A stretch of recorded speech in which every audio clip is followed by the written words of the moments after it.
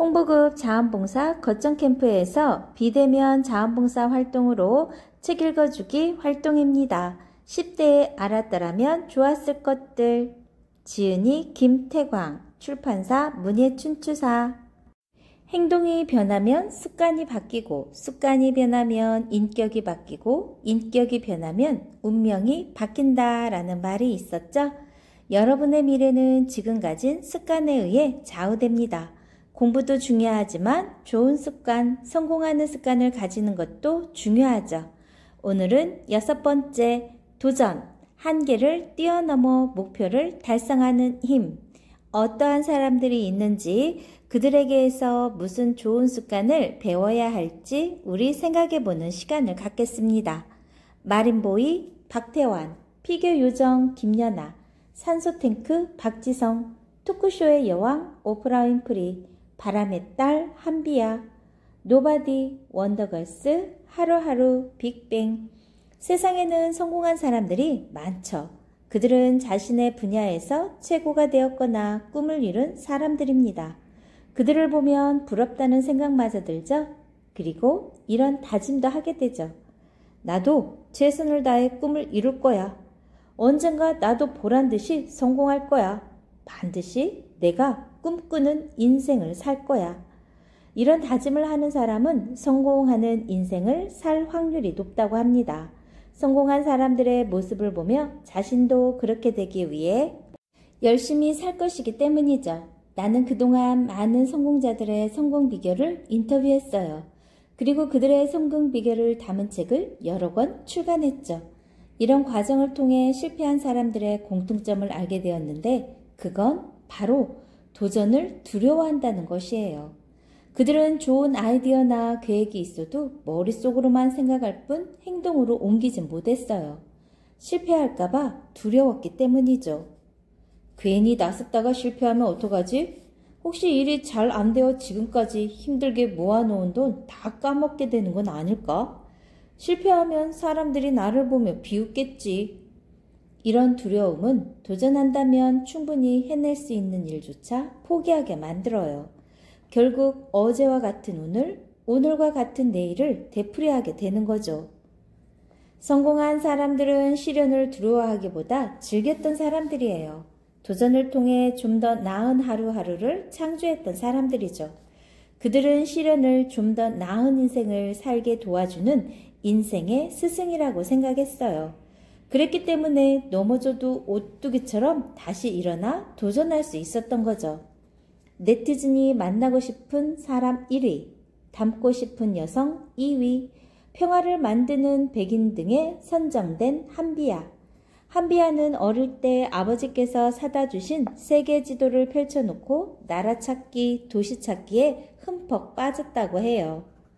그녀는 어느 날 줄 베른의 80일간의 세계 일주를 읽고 비행기를 타지 않고도 80일 만에 세계를 한 바퀴 돌 수 있을 만큼 세계가 좁다는 걸 깨달았어요. 그때 그녀는 아버지에게 이렇게 말했죠. 아버지, 전 어른이 되면 꼭 세계 일주를 할 거예요. 한비야는 아버지가 돌아가신 후 어머니의 의기소침한 모습을 자주 보았대요. 그럴 때마다 어머니를 즐겁게 해줄 수 있는 방법을 고민했죠. 하루는 어머니가 친구들과 통화하면서 한비야가 공부를 잘한다고 은근히 자랑하시는 것을 보게 되었어요.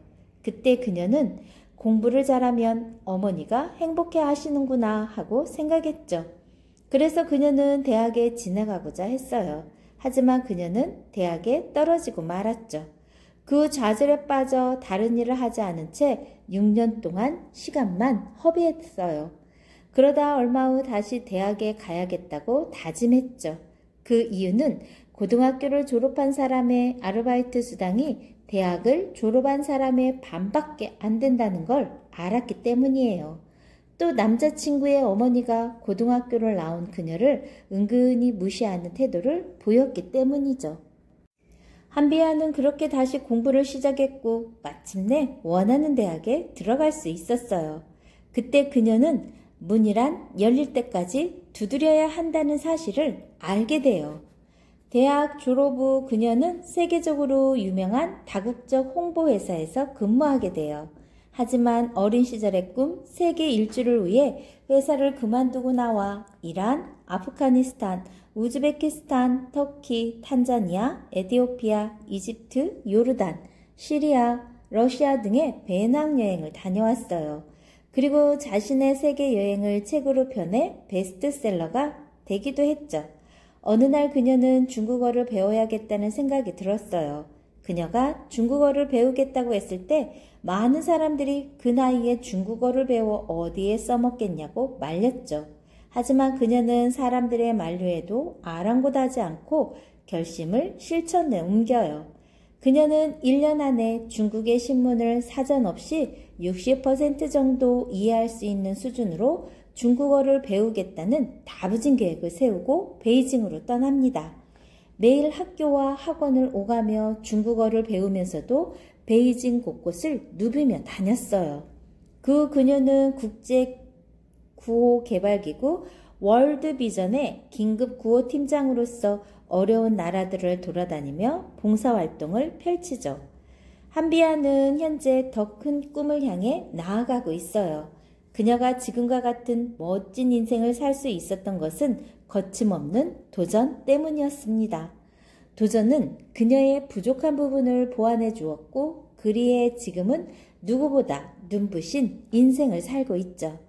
미국의 재즈 가수 마일즈 데이비스는 안전한 길만 택하는 사람에게는 결코 발전이란 없다고 말했습니다.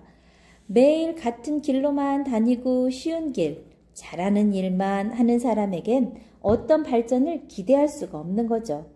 때로 한 번도 가보지 않은 낯선 길도 가봐야 지름길을 찾을 수 있어요.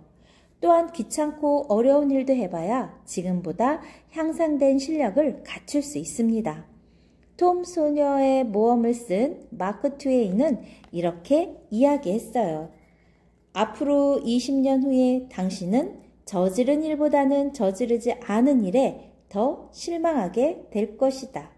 그러니 밧줄을 풀고 안전한 항구를 벗어나 항해를 떠나라. 도세 무역풍을 가득 담고 탐험하고 꿈꾸며 발견하라. 맞아요. 우리는 훗날 인생을 되돌아볼 때 실패한 일보다 실패가 두려워 포기한 일들을 더욱 후회하게 될 거예요. 인생은 단 한 번뿐입니다. 인생에 리허설은 없어요. 잘 살든 못 살든 단 한 번뿐이기에 더없이 소중한 것이 인생이죠. 하고 싶은 일이 있다면 망설이지 말고 도전해보세요. 한 번 도전해서 안 되면 2번, 3번 도전해보세요. 도전하는 과정에서 잘 되는 방법을 찾게 되고 결국 목표하는 바를 성취하게 될 것입니다. 7번째, 시간관리. 꿈과 목표를 달성하는 힘이죠. 세상에서 가장 공평한 것이 있어요. 바로 시간입니다. 시간은 하루 24시간 모두에게나 공평하게 주어지죠. 그런데 어떤 사람은 하루를 여유롭게 보내는가 하면 또 다른 사람은 정신없이 보냅니다. 그 이유는 시간 경영에 달려 있어요. 인생은 시간으로 이루어져 있기에 시간 경영을 잘해야 자신이 원하는 인생을 설계할 수 있습니다. 다시 말하지만 시간은 유한한 자원이죠. 따라서 그 어떤 자원보다도 효과적이고 생산적으로 활용해야 합니다. 시간을 비효과적이고 비생산적으로 활용하는 사람은 백발백중 실패하게 되어 있죠. 시간의 중요성은 아무리 강조해도 지나침이 없습니다. 경영학의 대가 피터 드러커는 시간은 다른 자원과는 달리 한정된 자원이다. 시간은 빌릴 수도 고용할 수도 구매할 수도 혹은 다른 사람보다 더 많이 소유할 수도 없다고 말한 바 있습니다. 맞습니다. 시간은 그 무엇으로도 대체할 수 없죠. 돈으로 살 수도 없고 다른 사람의 시간을 빼앗아 올 수도 없습니다. 베를렘 철강회사의 찰스 스왑은 매일 시간에 쫓겼어요. 그래서 고민 끝에 그는 경영 컨설턴트인 아이비리에게 이런 제안을 했죠. 지금보다 더 많이 일을 할 수 있는 방법을 가르쳐 주십시오. 그러면 보수는 얼마든지 지불하겠소. 아이비리는 그에게 종이 한 장을 주면서 다음과 같이 말했어요. 내일 할 일을 6가지만 적으세요. 그 다음 중요하고 급한 순서대로 번호를 매기십시오. 그 순서대로 일을 처리하시면 됩니다. 혹시 뜻하지 않는 일이 생기면 급하고 중요한 순서대로 처리하세요. 그리고 이러한 일들을 매일 습관이 되도록 하십시오. 몇 주 후 찰스 스왑은 아이비리에게 그가 이제껏 배웠던 어떤 것보다도 훌륭한 교훈을 얻었다는 내용의 편지와 함께 25,000달러를 보냈어요. 5년 후 베를레헴 철강 회사는 세계에서 가장 높은 매출액을 올리게 되었죠. 찰스 스왑은 시간 관리를 통해 1억 달러를 벌었는가 하면 세계에서 가장 유명한 철강 왕으로 불리게 되었습니다. 성공자들은 하나같이 시간 관리의 대가들입니다. 하루 24시간을 48시간으로 고무줄처럼 느려서 생활하죠. 아무 일이나 손에 잡히는 대로 처리하는 것이 아니라 가장 중요하고 급한 순서를 정해 처리하는 것입니다.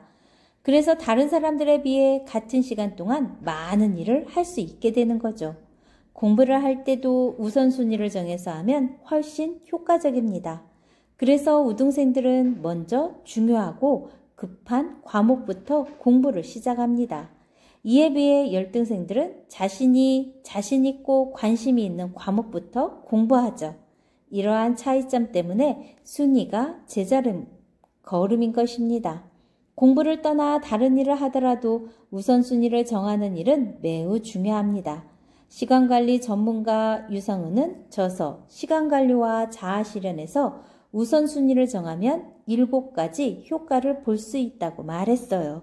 첫째, 목표와 행동에 질서를 부여함으로 서두르지 않고 순조롭게 일을 해 나갈 수 있다. 둘째, 각 업무의 중요도를 식별할 수 있어서 중요하고 필수적인 일을 우선 처리할 수 있다. 셋째, 마감 기한이 정해진 업무를 처리하는 데에 필요한 구체적인 행동을 정할 수 있다. 넷째, 적은 시간을 일해도 많은 효과를 얻을 수 있다. 다섯째, 일을 방해하는 요인과 낭비를 최소한으로 줄일 수 있다. 여섯째, 목표들 간의 충돌을 미리 막을 수 있다. 따라서 마음의 갈등도 없애준다. 대인관계에서도 이해상충을 피할 수 있다. 일곱째, 흑자 인생을 살 수 있다. 이어서 다음 편은 다음 시간에 들려드리겠습니다.